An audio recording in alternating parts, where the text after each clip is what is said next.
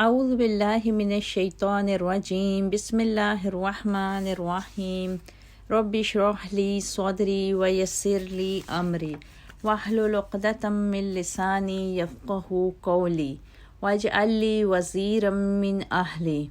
رب زدنا علما اللہم فقہنا فی الدین رب یسر ولا تعسر وتمم بالخیر وبک نستعین۔ اے ہمارے رب، ہمارے ہر کام میں آسانی عطا فرما اور ہمیں مشکلات سے بچا، اور ہمارا ہر کام خیر و خوبی سے کروا، اور ہم تجھ سے ہی مدد مانگتے ہیں، آمین یا رب العالمین۔ السلام علیکم ورحمۃ اللہ وبرکاتہ۔ کیسے ہیں آپ سب ساتھی؟ اللہ تعالیٰ آپ سب کو اپنی حفاظت میں رکھے، آمین، اور ہر قسم کے شر سے آپ سب کو محفوظ رکھے، ہر خیر کو آپ کا منتظر رکھے، آمین۔ الحمدللہ 7واں پارہ ہم نے تفسیر میں شروع کیا تھا، اور آج انشاءاللہ تعالی ہماری سورہ المائدہ بھی مکمل ہو جائے گی انشاءاللہ تعالی۔ شروع کرتے ہیں آیت 101 سے۔ اعوذ باللہ من الشیطان الرجیم بسم اللہ الرحمن الرحیم یا ایہا الذین آمنوا لا تسألوا عن اشیاء، اے ایمان والو ایسی باتوں کے متعلق سوال نہ کیا کرو کہ اگر وہ تم پر ظاہر کر دی جائیں تو تمہیں ناگوار ہوں،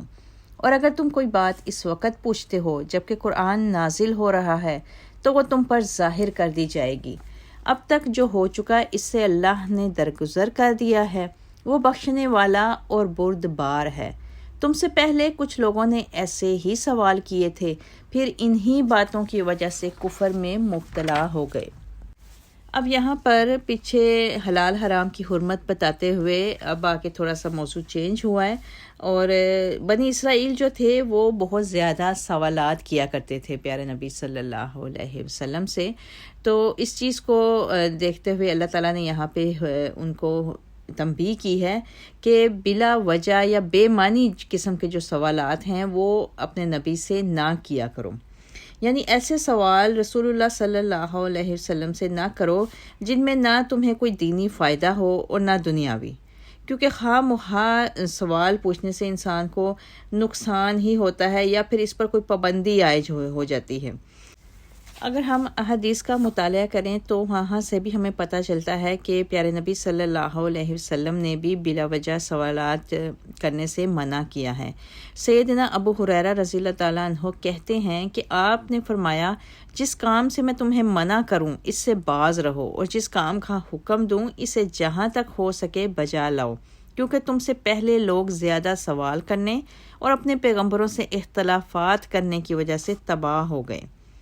آپ صلی اللہ علیہ وسلم نے مزید فرمایا، اللہ نے کچھ فرائض تم پر عائد کیے ہیں، انہیں ضائع نہ کرو، ٹھیک طرح سے بجا لاؤ، اور کچھ چیزیں حرام کی ہیں، ان کے پاس نہ پھٹکو، کچھ حدود مقرر کی ہیں، ان سے تجاوز نہ کرو، اور کچھ چیزوں کے متعلق خاموشی اختیار کی ہے بغیر اس کے کہ اس کو بھول لاحق ہو، لہٰذا ان کی قرید نہ کرو۔ لہٰذا بلا وجہ کے یا بے معنی قسم کے جو دین کے متعلق سوالات ہیں ان کو نہ تو بار بار قریدا جائے، اور نہ ہی ان کے متعلق بہت زیادہ ٹٹول مٹول کی جائے یا ان کے متعلق سرچ کیا جائے۔ جن چیزوں اور کاموں کے متعلق دین خاموش ہے ان پر ہم سب کی بھی خاموشی بہتر ہے۔ ماضی میں بھی یہودی جو تھے وہ سیدنا موسیٰ علیہ السلام سے سوال کر کر کے انہیں پریشان کر کے رکھتے تھے، اور جیسا کہ ہم نے دیکھا گائے کے معاملے میں بھی انہیں گائے ذبح کرنے کا حکم دیا گیا تو انہوں نے پے در پے سوالات شروع کر دیے کہ ہمیں اللہ سے پوچھ کر بتاؤ کہ اس گائے کی عمر کیا ہے، اس کا رنگ کیسا ہو، اس کی کیفیت کیسی ہو، اس طرح کے سوالات۔ حالانکہ اگر وہ کوئی بھی سوال نہ کرتے تو کوئی سی بھی گائے ذبح کرنے میں آزاد تھے، مگر پے در پہ سوال کرنے سے اپنے آپ پر انہوں نے الٹی پابندی ہی لگوائی، اور یہی زیادہ سوال کرنے کا ان کو نقصان بھی ہوا، اور اسی طرح پھر وہ کفر میں مبتلا ہو گئے۔ آیت 10345 ما جعل اللہ من بحیرۃ ولا سائبۃ ولا وسیلہ، اللہ تعالیٰ نے نہ بحیرہ کو کوئی چیز بنایا ہے، نہ سائبہ کو، نہ وسیلہ کو، اور نہ حام کو، بلکہ یہ کافروں نے بنائے اور یہ جھوٹی باتیں بنا کر اللہ کے ذمہ لگا دیں، اور ان میں سے اکثر بے عقل ہیں جو ان پر عمل کرتے ہیں۔ اور جب انہیں کہا جاتا ہے کہ آؤ اس چیز کی طرف جو اللہ نے نازل کی ہے اور آؤ رسول کی طرف، تو کہتے ہیں ہمیں تو وہی کچھ کافی ہے جس پر ہم نے اپنے آباء و اجداد کو پایا ہے، خواہ ان کے باپ دادا کچھ بھی نہ جانتے ہوں اور نہ راہ راست پر ہوں، تو بھی یہ ان کی ہی پیروی کریں گے۔ اب یہاں پر ان آیات میں 4 چیزوں کی طرف اشارہ کیا گیا۔ کون سی؟ بحیرہ، صائبہ، وسیلہ اور حام۔ اب یہ 4 چیزیں کیا تھیں؟ سعید بن مسیب کہتے ہیں کہ بحیرہ وہ دودھ دینے والا جانور ہے جس کا دودھ بتوں کے نام پر روک دیا جائے کہ کوئی اس کا دودھ نہ دوئے۔ صائبہ وہ جانور ہے جسے بتوں کے نام پر چھوڑ دیتے، اس پر کوئی نہ بوجھ لاتا تھا نہ سواری کرتے تھے، یعنی سانڈ۔ اور وسیلہ وہ اونٹنی ہے جو پہلی بار بھی مادہ جنے اور دوسری بار بھی ایسی اونٹنی کو بھی وہ بتوں کے نام پر چھوڑ دیتے تھے۔ اور حام وہ نر اونٹ ہے جس کے نطفے سے 10 بچے پیدا ہو چکے ہوں، اسے بھی پھر بتوں کے نام پر بطور سانڈ چھوڑ دیا جاتا تھا۔ سعید بن مسیب کہتے ہیں کہ سیدنا ابو ہریرہ رضی اللہ تعالیٰ عنہ نے کہا کہ آپ صلی اللہ علیہ وسلم نے فرمایا، میں نے عمرو بن عامر خزائی کو دیکھا کہ وہ دوزخ میں اپنی انتریاں گھسیٹتا پھرتا ہے، سانڈ کی رسم سب سے پہلے اسی نے نکالی تھی۔ استغفر اللہ۔ جس عمر بن عامر خزائی کا نام اس حدیث میں آیا ہے، ایک دوسری روایت میں اس کا نام عمر بن الحی خزائی بھی مذکور ہے۔ یہ شخص آپ صلی اللہ علیہ وسلم کی بعثت سے تقریباً 300 سال پہلے مکہ کا فرما روا بن گیا تھا۔ اس نے دین ابراہیمی میں بہت سی حرفات شامل کر دیں، بہت سی حلال چیزوں کو حرام اور حرام چیزوں کو حلال کر دیا تھا۔ مکہ مکرمہ میں بت پرستی کو بھی اسی نے رواج دیا تھا۔ اور ہوتا یہ ہے کہ عمرہ اور بڑے جو لیڈر ہوتے ہیں یا بڑے لوگ رسمیں ایجاد کرتے ہیں، اور ان کے زیر لوگ جو ہوتے ہیں وہ انہیں قبول کرتے ہیں اور پسند کرنے لگتے ہیں۔ پھر اسی طرح آہستہ آہستہ یہ بدترین جو رسومات ہوتی ہیں وہ دین کا حصہ سمجھی جانے لگتی ہیں۔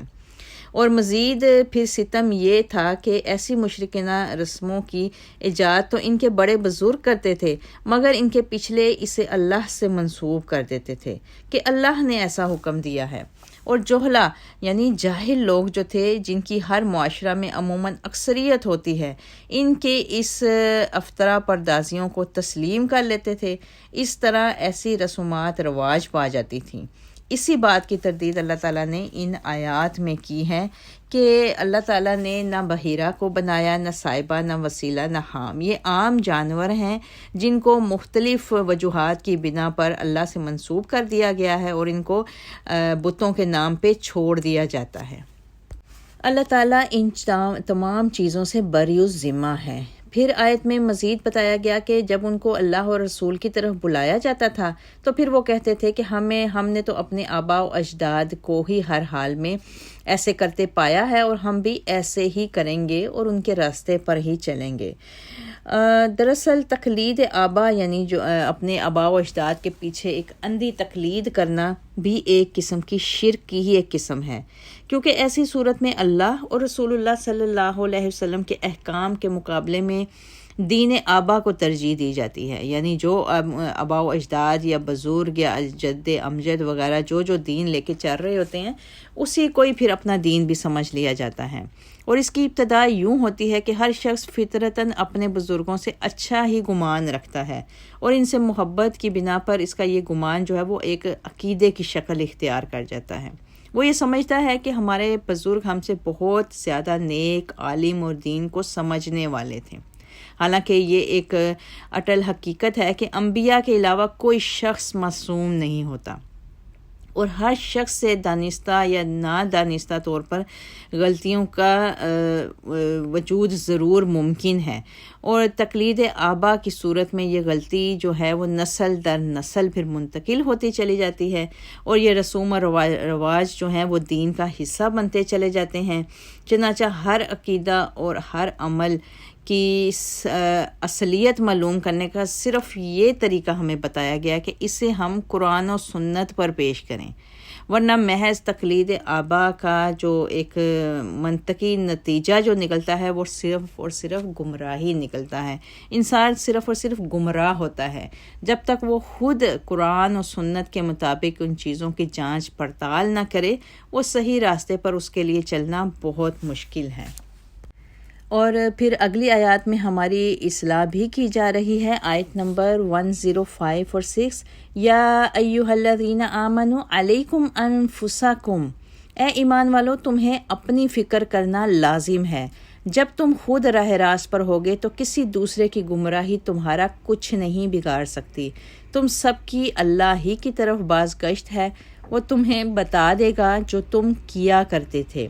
اے ایمان والو، اگر تم میں سے کسی کو موت آ جائے تو وصیت کے وقت اپنے مسلمانوں میں سے 2 صاحب عدل گواہ بنا لو. اور اگر تم حالت سفر میں ہو اور تمہیں موت آ لے تو 2 غیر مسلموں کو بھی گواہ بنا سکتے ہو. اگر تمہیں کچھ شک پڑ جائے تو ان دونوں کو نماز کے بعد مسجد میں روک لو. پھر وہ اللہ کی قسم اٹھا کر کہیں کہ ہم کسی کی ذاتی مفاد کی خاطر شہادت کو بیچنے والے نہیں، خواہ ہمارا کوئی رشتہ دار ہی کیوں نہ ہو، اور نیز یہ کہ ہم اللہ کی خاطر گواہی کو نہیں چھپائیں گے، اور اگر ایسا کریں تو ہم مجرم ہیں. پھر اگر یہ پتہ چل جائے کہ وہ دونوں گناہ میں ملوث ہو کر حق بات کو دبا گئے ہیں تو ان کی جگہ 2 اور گواہ کھڑے ہوں جو پہلے دونوں غیر مسلم گواہوں سے اہل تر ہوں، اور ان لوگوں کی طرف سے بھی ہوں جن کی حق تلفی ہوئی ہے. وہ اللہ کی قسم اٹھا کر کہیں کہ ہماری شہادت ان پہلے گواہوں کی شہادت سے زیادہ سچی ہے اور ہم نے کوئی زیادتی نہیں کی. اگر ہم نے ایسا کیا تو بلا شبہ ہم ظالم ہیں. اس طریقہ سے زیادہ توقع کی جا سکتی ہے کہ لوگ ٹھیک ٹھیک شہادت دیا کریں، یا اس بات سے ڈر جائیں کہ کہیں ان کی قسموں کے بعد دوسری قسموں سے ان کی تردید نہ ہو جائے. اور اللہ سے ڈرتے رہو اور اس کے احکام دھیان سے سنو، اور اللہ نافرمان لوگوں کو راہ نہیں دیتا. اب یہاں پر ان آیات میں ڈیٹیل سے شہادت اور گواہی کے متعلق بتایا گیا ہے، لیکن اس سے پہلے آیت نمبر 105 میں اپنی اصلاح کی طرف توجہ دی گئی ہے. یعنی ہمیں سب سے پہلے اپنے نفس کی اصلاح کرنی چاہیے. یہ نہیں دیکھنا چاہیے کہ دوسرا کیا کر رہا ہے، یا ہمارے آباء و اجداد نے یا ہمارے بڑے بزرگوں نے، چاہے ہم ان سے کتنی بھی محبت رکھتے ہیں، انہوں نے کیا کیا، یہ نہیں دیکھنا چاہیے، بلکہ اپنے عقائد، اپنے کردار، اخلاق و اعمال کی اصلاح صرف اور صرف کتاب و سنت کی روشنی میں کرنی چاہیے. پھر آگے آیات میں ڈیٹیل سے شہادت اور گواہی کے متعلق بتایا گیا کہ اگر کسی معاملہ میں کسی کو شہادت کے لیے رکھنا ہو اپنے پاس یا کسی کو گواہ بنانا ہو تو 2 عادل قسم کے لوگوں کو گواہ بنایا جائے. اور اگر 2 یہ مسلمان نہ ملیں کہیں سے بھی، یا کوئی راستے میں سفر میں ہو جہاں کہیں مسلمان لوگوں کی بالکل موجودگی نہ ہو تو وہاں پر غیر مسلموں کو بھی گواہ بنایا جا سکتا ہے، اور ان سے قسم، اور وہ پھر قسم اٹھا کے اس چیز کی شہادت بھی دیں کہ وہ جب گواہی دینے کی باری آئے گی تو اس گواہی کو چھپائیں گے نہیں، چاہے ان کا کوئی عزیز یا قریبی رشتہ دار ہی اس میں شامل ہو. تو اس چیز کی طرف اشارہ کیا گیا ہے. ہوا کچھ یوں تھا کہ اس کے پیچھے ایک طویل واقعہ ہے جس میں کچھ لوگوں نے پیارے نبی صلی اللہ علیہ وسلم کے سامنے کسی معاملہ میں جھوٹی گواہی دی، اور بلاخر پھر کچھ عرصہ کے بعد ان کی یہ گواہیاں اللہ تعالیٰ نے ظاہر کر دیں. تو اس وقت پھر اللہ تعالیٰ نے یہ آیات نازل کی کہ جب بھی کوئی معاملہ میں کسی کو شہادت یا گواہی کے لیے بلاؤ تو 2 عادل قسم کے لوگوں کو رکھنا چاہیے، اور اگر 2 عادل مسلمان نہ ملیں تو پھر غیر مسلموں سے بھی کام لیا جا سکتا ہے. لیکن بہرحال ہر حال میں گواہی ٹھیک اور سچی ہی دینی چاہیے. اور یہ مضمون قرآن مجید میں بے شمار مقامات پر آیا ہے، اور جھوٹی یا گول مول یا ہیرا پھیری کی شہادت کو گناہ کبیرہ قرار دیا گیا ہے. سیدنا ابوبکر صدیق رضی اللہ تعالیٰ عنہ فرماتے ہیں کہ آپ صلی اللہ علیہ وسلم نے صحابہ سے فرمایا، کیا میں تمہیں بڑے بڑے گناہوں کی خبر نہ دوں؟ صحابہ نے کہا، یا رسول اللہ ضرور بتائیے. آپ صلی اللہ علیہ وسلم نے فرمایا، اللہ کے ساتھ شرک کرنا اور والدین کی نافرمانی. اس وقت آپ صلی اللہ علیہ وسلم تکیہ لگائے ہوئے تھے، پھر سیدھے ہو کر بیٹھ کے اور فرمایا، خبردار، جھوٹا قول اور جھوٹی شہادت،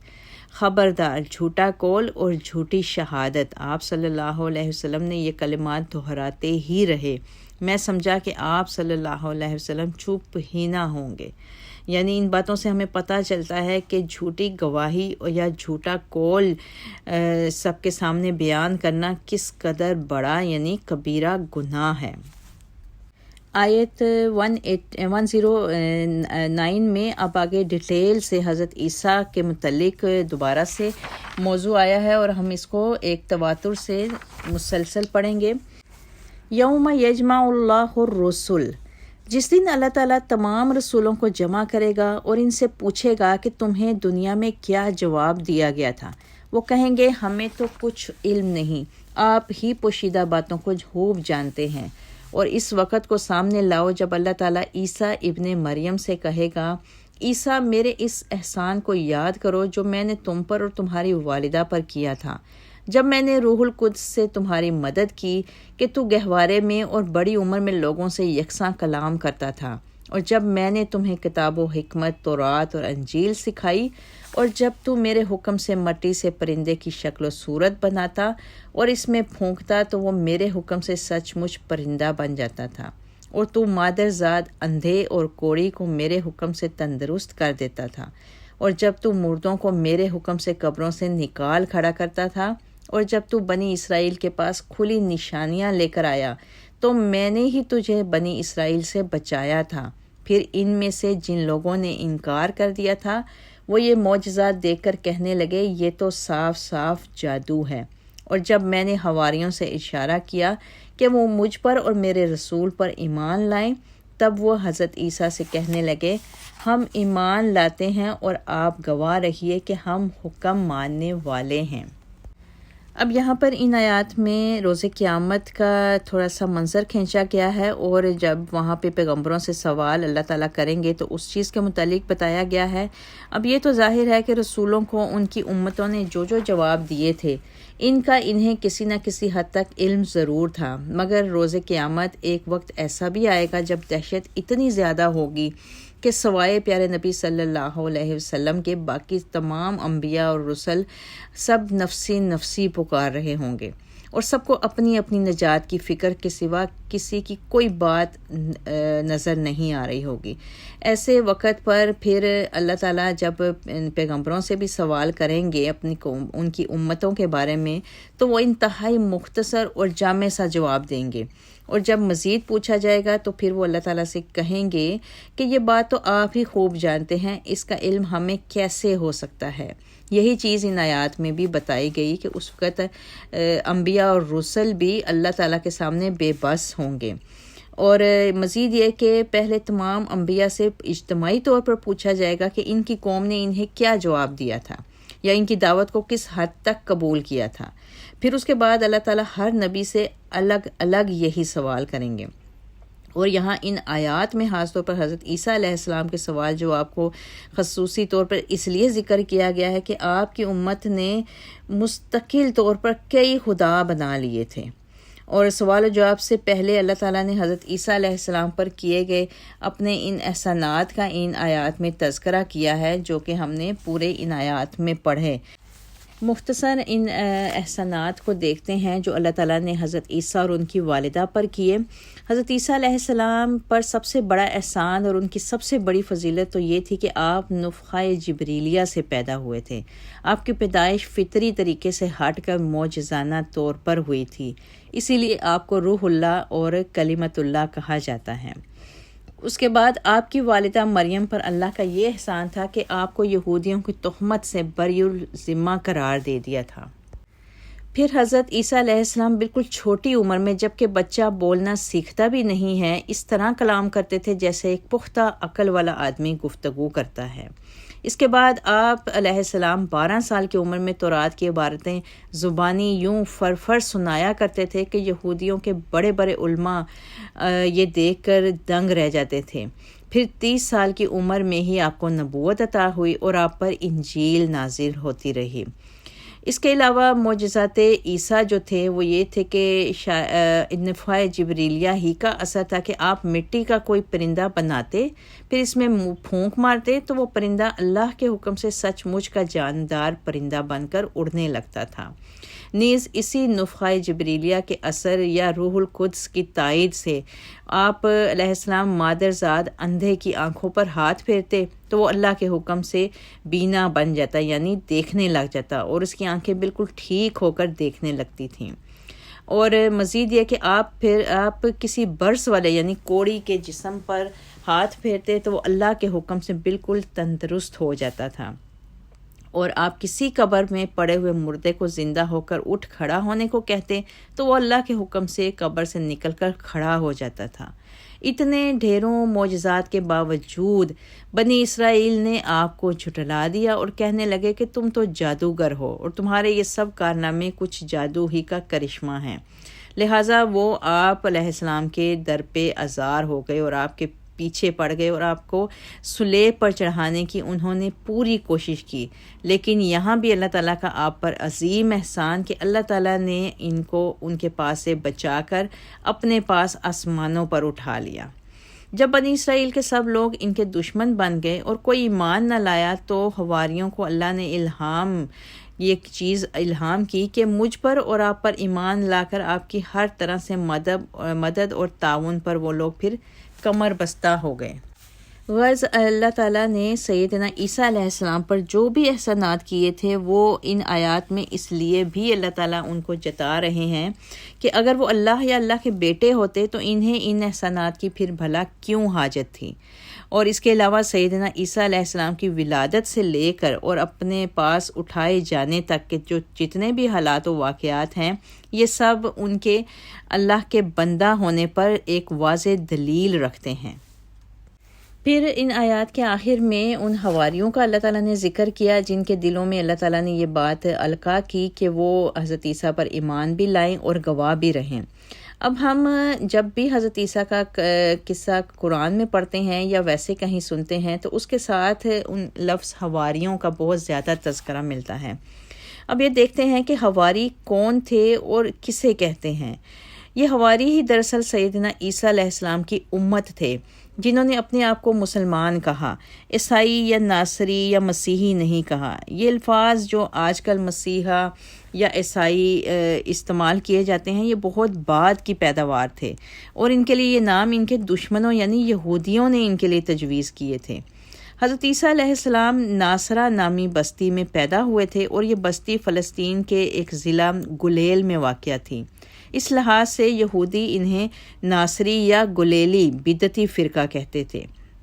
اور مسیحی بھی دشمنوں کا رکھا ہوا نام تھا جسے بعد میں عیسائیوں نے نہ صرف گوارا کر لیا بلکہ بعد میں اس نسبت پر فخر کرنے لگے اور آج تک مسیحی ہی کہلاتے ہیں۔ اللہ تعالیٰ نے ان لوگوں کو مسلمان یا انصار یا نصارہ کے نام سے جب بھی قرآن میں مخاطب کیا انہی ناموں سے مخاطب کیا ہے۔ اگلی آیتوں میں دیکھتے ہیں کہ جب اللہ تعالیٰ نے ان حواریوں کے دلوں میں القا کی یہ بات کہ وہ گواہی دیں تو پھر ان حواریوں نے کیا جواب دیا؟ اذ قال الحواریون یا عیسی ابن مریم،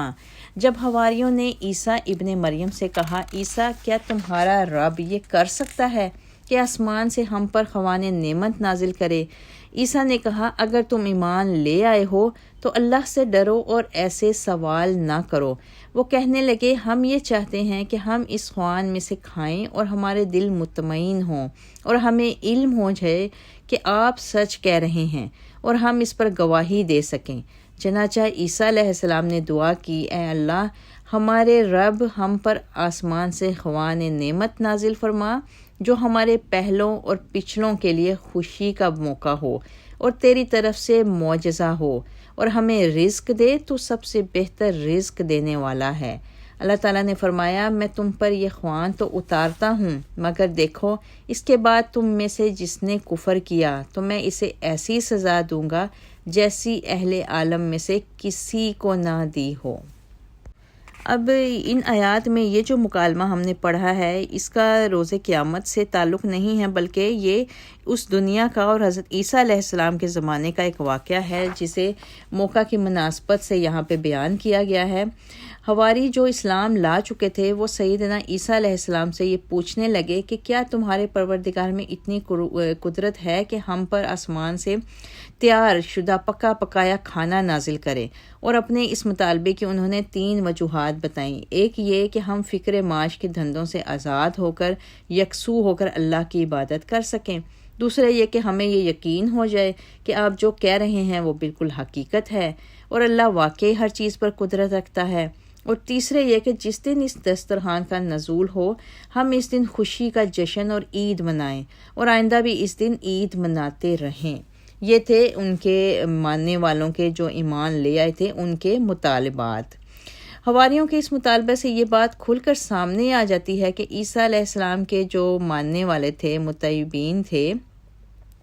آپ کو الہ یا اللہ یا ابن اللہ یا 3 خداؤں میں سے ایک خدا نہیں سمجھتے تھے، بلکہ انہیں محض اللہ کا بندہ اور اس کا رسول سمجھتے تھے، ورنہ ان کے مطالبہ کا انداز یہ ہوتا کہ کیا تم میں یہ قدرت ہے کہ ہمارے لیے آسمان سے دسترخوان اتار کر دکھاؤ؟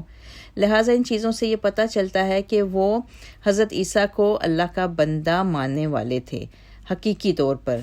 اور پھر حضرت عیسیٰ علیہ السلام نے جواب میں فرمایا کہ اللہ تعالیٰ کی قدرت کا امتحان نہ لو، ان سے ڈرتے رہو اور اس کے فرما بردار بن کر رہو۔ اور فرما برداری کا کام یہ نہیں ہوتا کہ وہ اپنے آقا کا امتحان لینا شروع کر دیں، لہٰذا اللہ کی صرف عبادت کرو اور اپنے کام سے کام رکھو۔ لیکن حواری جو تھے وہ سیدنا عیسیٰ علیہ السلام کے سمجھانے پر بھی اپنے مطالبے سے باز نہ آئے۔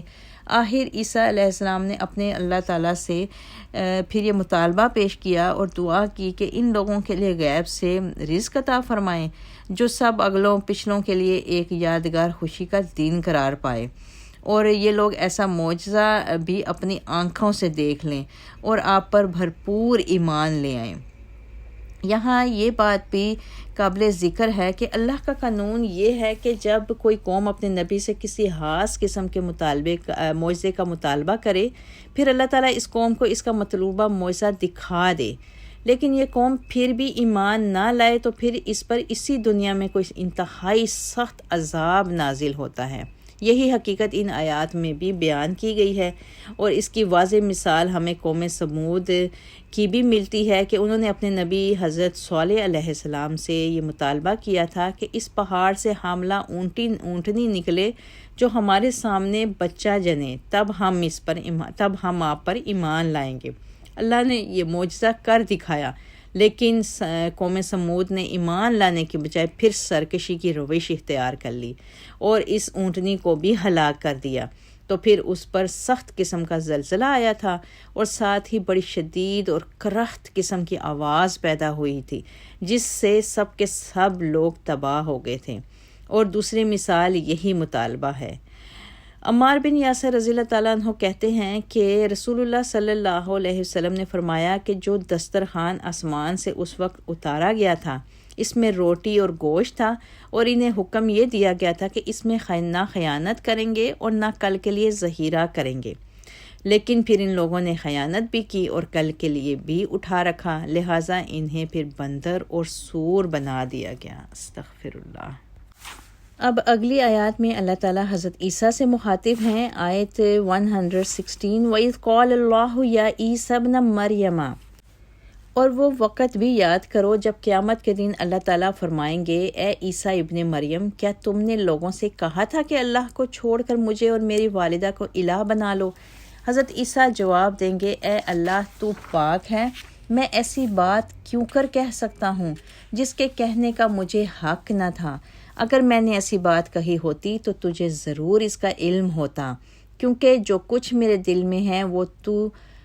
تو خوب جانتا ہے، لیکن جو تیرے دل میں ہے وہ میں نہیں جان سکتا۔ تو چھپی ہوئی باتوں کو خوب جاننے والا ہے۔ میں نے تو انہیں صرف وہی کچھ کہا تھا جس کا تو نے مجھے حکم دیا تھا کہ اللہ ہی کی عبادت کرو جو میرا بھی رب ہے اور تمہارا بھی، اور جب تک میں ان میں موجود رہا ان پر نگران رہا، پھر جب تو نے مجھے واپس بلا لیا تو پھر تو ہی ان پر نگران تھا اور تو ہی ساری چیزوں پر شاہد ہے۔ اگر تو انہیں سزا دے تو وہ تیرے بندے ہی ہیں، اور اگر تو انہیں معاف فرما دے تو بلا شبہ تو غالب اور دانا ہے۔ اللہ تعالیٰ اس دعا کے جواب میں پھر فرمائے گا، یہ وہ دن ہے جس میں سچے لوگوں کو ان کا سچ ہی نفع دے گا۔ ان کے لیے ایسے باغات ہیں جن کے نیچے نہریں جاری ہیں، وہ اس میں ہمیشہ رہیں گے۔ اللہ ان سے راضی ہو اور وہ اللہ سے راضی ہوئے۔ یہ بہت بڑی کامیابی ہے۔ آسمانوں اور زمین میں اور جو کچھ ان میں ہے سب اللہ ہی کی ملکیت ہے، اور وہ ہر چیز پر قدرت رکھتا ہے۔ اب یہاں پر ان آیات میں پھر مکمل ڈیٹیل کے ساتھ قیامت کے اس دن کی اور اس دن حضرت عیسیٰ سے پوچھے جانے والے اللہ کی طرف سے 3 سوالات کی ڈیٹیل بتائی گئی ہے۔ قیامت کے دن اللہ تعالیٰ حضرت عیسیٰ علیہ السلام کو ان کے تمام احسانات یاد دلانے کے بعد پھر ان سے پوچھیں گے کہ کیا تم نے لوگوں سے کہا تھا کہ اللہ کے بجائے مجھے اور میری ماں کو الہ بناؤ اور ہماری عبادت کرو اور ہم ہی سے حاجات طلب کرو؟ کیا یہی میرے احسانات کا بدلہ تھا؟ تو اس وقت حضرت عیسیٰ علیہ السلام نہایت عاجزی سے جواب دیں گے کہ اے اللہ، میں ایسی بات کیسے کہہ سکتا ہوں جو میرے لیے سزاوار ہی نہیں ہے، اور اس کے علاوہ آپ تو خود چھپی ہوئی اور اعلانیہ سب باتوں کو جاننے والے ہیں۔ میں ایسی بات کہی ہوتی تو یقیناً یہ آپ کے علم میں ہوتی۔ واضح رہے کہ قیامت کے دن کا یہ مکالمہ اس لیے ہی بیان نہیں کیا گیا کہ اللہ تعالیٰ کو اس بات کا علم ہو جائے، بلکہ یہ سیدنا عیسیٰ علیہ السلام کے ان پیروکاروں کی سرزنش کے لیے بیان کیا جا رہا ہے جنہوں نے آپ کے بعد انہیں اور ان کی والدہ کو الہ بنا لیا تھا، اور تاکہ ان کے خلاف اللہ کے رسول کی شہادت قائم کی جائے۔ تو یہاں سے ہمیں مزید یہ بات بھی ان آیات سے پتہ چلتی ہے کہ انبیاء کو غیب کا علم بالکل نہیں ہوتا۔ حضرت عیسیٰ نے کہا کہ اللہ تعالیٰ، آپ نے ہی مجھے حکم دیا تھا کہ میں آپ کی بندگی کروں اور عبادت کروں، اور لوگوں سے بھی آپ کی بندگی اور عبادت کرواؤں، اور میں اسے بجا لاتا رہا ہوں، اور جب تک میں ان لوگوں میں موجود رہا تھا تب تک تو میں نے تیرے حکم کا پوری طرح دھیان رکھا، البتہ میرے بعد کے حالات کا مجھے کچھ علم نہیں۔ یعنی بعد کے حالات صرف اور صرف اللہ ہی جانتا ہے۔ ان لوگوں نے کب اور کس طرح یہ غلط روش اختیار کی تھی اور کیوں کی تھی۔ حضرت عیسیٰ علیہ السلام دنیا سے جانے کے بعد ان تمام حالات سے بے خبر ہیں، اور ہمیں تفاسیر سے یہ بھی پتہ چلتا ہے کہ قیامت کے دن انبیاء کی اپنی امت کے اعمال سے مکمل بے خبری ہوگی۔ چنانچہ حدیث دیکھتے ہیں کہ سیدنا ابن عباس رضی اللہ تعالیٰ عنہ سے روایت ہے کہ آپ صلی اللہ علیہ وسلم نے ایک خطبے کے دوران فرمایا، لوگو، تم اللہ کے سامنے ننگے پاؤں ننگے بدن بے ختنہ حشر کے دن جمع کیے جاؤ گے۔ پھر آپ صلی اللہ علیہ وسلم نے یہ ایک آیت پڑھی اور فرمایا، سن لو، قیامت کے دن ساری خلقت میں سب سے پہلے سیدنا ابراہیم علیہ السلام کو کپڑے پہنائے جائیں گے، اور میری امت کے کچھ لوگ حاضر کیے جائیں گے جنہیں فرشتے بائیں طرف یعنی دوزخ کی طرف لے چلیں گے۔ میں کہوں گا، پروردگار، یہ تو میرے صحابی تھے۔ جواب ملے گا، آپ نہیں جانتے آپ کے بعد ان لوگوں نے کیا کیا نئی باتیں بدعتیں نکالیں۔ اس وقت میں وہی کچھ کہوں گا جو اللہ کے نیک بندے عیسیٰ علیہ السلام نے کہا کہ جب تک میں ان لوگوں میں رہا ان کا حال دیکھتا رہا، پھر جب تو نے مجھے دنیا سے اٹھا لیا تو اس کے بعد تو ہی ان پر نگران تھا۔ جواب ملے گا، جب سے تم ان سے جدا ہوئے اسی وقت سے یہ لوگ برابر ایڑیوں کے بل اسلام سے پھرتے رہے۔ استغفر اللہ۔ اس آیت اور اس حدیث سے یہ بھی ہمیں پتہ چلتا ہے کہ انبیاء کو غیب کا علم تو نہیں ہوتا، مگر اتنا ہی جتنا اللہ تعالیٰ ان کو بتا دیتے ہیں۔ نیز یہ کہ انبیاء کے اس دنیا سے رخصت ہونے کے بعد انہیں اپنی امت کے اعمال کی بالکل بھی کوئی خبر نہیں پہنچتی۔ پھر حضرت عیسیٰ علیہ السلام آخری آیتوں میں بتایا گیا کہ وہ پھر انتہائی حکیمانہ انداز میں اپنے ماننے والوں کی سفارش کریں گے۔ سب سے پہلے تو وہ اللہ تعالیٰ کی تعریف اور کبریائی بیان کرتے ہوئے کہیں گے کہ اگر تو انہیں عذاب دے دے تو یہ تیرے بندے ہی ہیں، نہ دم مار سکتے ہیں نہ بھاگ کر کہیں جا سکتے ہیں، اور اگر اللہ تعالیٰ تو انہیں معاف فرما دے تو تیری شان تو غفار کی ہے، بہرحال تو ہر چیز پر اور ہر کام پر غالب ہے، اور تیرا کوئی کام بھی حکمت سے خالی نہیں، لہٰذا تیری حکمت انہیں عذاب کی متقاضی ہے، تو بھی تو مختار ہے اور معاف فرما دے، اور تو ہی بالآخر مختار ہے۔ تو اس وقت حضرت عیسیٰ علیہ السلام کی اللہ کے متعلق اس کی بریائی اور اس گواہی کے بعد اللہ تعالیٰ جواب میں پھر فرمائیں گے کہ آج عدل و انصاف کا دن ہے، جو کہ اس آیتوں میں بھی آخر میں ہم نے پڑھا کہ اللہ تعالیٰ کہیں گے آج تو سچ اور سچی بات ہی کچھ فائدہ دے سکتی ہے، اور سب سے سچی بات کلمہ توحید ہے، یعنی جن لوگوں نے کسی کو اللہ کا شریک نہیں سمجھا ہوگا، پھر زندگی بھر وہ سیدھے راستے کے ساتھ راست بازی کے ساتھ اس پر قائم رہیں گے، انہی کی صرف نجات ہو سکتی ہے، انہیں ہی جنت میں داخل کیا جائے گا اور طرح طرح کے انعامات سے نوازا جائے گا۔ ایسے لوگوں سے اللہ راضی اور وہ اللہ سے راضی۔ خالدین فیہا ابدا رضی اللہ عنہم ورضوا عنہ ذلک الفوز العظیم۔ اور چونکہ مقام رضا الہی صرف اور صرف جنت ہی ہے، یہ انہیں بہرحال حاصل ہو جائے گی اور یہی سب سے بڑی کامیابی ہوگی۔ ذالک الفوز العظیم۔ اس آیت میں سیدنا عیسیٰ علیہ السلام اور سیدہ مریم علیہ السلام دونوں کی الوہیت کی تردید کی دلیل ملتی ہے، کیونکہ جو چیز کسی کی ملکیت ہو اور وہ اس کی مملوک یا غلام تو ہو سکتی ہے، اس کی شریک نہیں ہو سکتی، نہ اسے اللہ تعالیٰ کی الوہیت میں شریک سمجھا جا سکتا ہے۔ حضرت عیسیٰ علیہ السلام کے دنیا سے جانے کے بہت عرصے بعد تقریباً 5ویں صدی عیسوی میں عیسائیوں نے جا کے اپنا ایک نیا عقیدہ ایجاد کر لیا، اور انہوں نے سیدہ مریم کو دیوی کا درجہ دے کر ان کے مجسمے اور تصویریں بنا لیں اور اپنے گرجوں کی زینت بنا لی، اور انہی کے آگے سر تسلیم خم کرنے لگے، اور اپنی عیسائی حکومتوں کے قومی جھنڈوں پر بھی سیدہ مریم کی تصویر بنائی جاتی تھی اور آج تک بنائی جاتی ہے۔ دور نبوی میں بھی ہرکل جو شاہ روم تھا، اس کے جھنڈے پر بھی یہ تصویر موجود تھی، اور جنگ کے دوران بھی اسی تصویر سے فتح و نصرت کی دعائیں مانگی جاتی تھیں، اور یہ عقیدہ بھی ان کا آج تک اسی طرح رائج ہے۔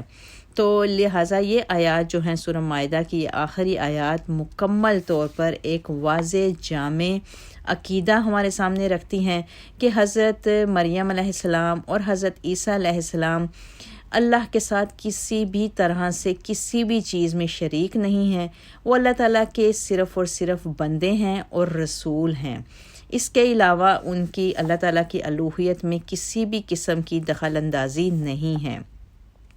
اور اس سورہ کے آخری آیت میں اللہ تعالیٰ نے اپنی قدرت کی طرف دوبارہ سب کی توجہ دلائی کہ سب کچھ اللہ ہی کی ملکیت ہے، للہ ملک السماوات والارض، اور وہ ہر چیز پر قدرت رکھتا ہے، وَمَا فِيهِنَّ وَهُوَ عَلَى كُلِّ شَيْءٍ قدیر۔ ہم سب الحمدللہ اس بات کی گواہی دیتے ہیں کہ اللہ تعالیٰ کے ساتھ کوئی بھی شریک نہیں ہے، وہ وحدہ لا شریک ہے۔ حضرت عیسیٰ علیہ السلام، حضرت مریم علیہ السلام اور اللہ تعالیٰ کے تمام رسول اور نبی صرف اور صرف اللہ تعالیٰ کا پیغام پہنچانے والے اللہ کے نیک بندے تھے۔ اللہ تعالیٰ سے دعا ہے کہ اللہ تعالیٰ ہمیں ہر حال میں کسی بھی قسم سے ظاہری، چھپے، شعوری، لاشعوری ہر قسم کے شرک سے محفوظ رکھے، اور ہماری آنے والی نسلوں کو اپنی خدائی پر قائم دائم رکھے، اور ہم سب کو استقامت عطا فرمائے، ہماری نسلوں کو نیک اور صالح بنائے اور اللہ کا ایک ماننے والا بنائے۔ آمین یا رب العالمین۔ وآخر دعوانا ان الحمد للہ رب العالمین۔ سبحان ربک رب العزۃ عما یصفون وسلام علی المرسلین والحمد للہ رب العالمین، وما علینا الا البلاغ۔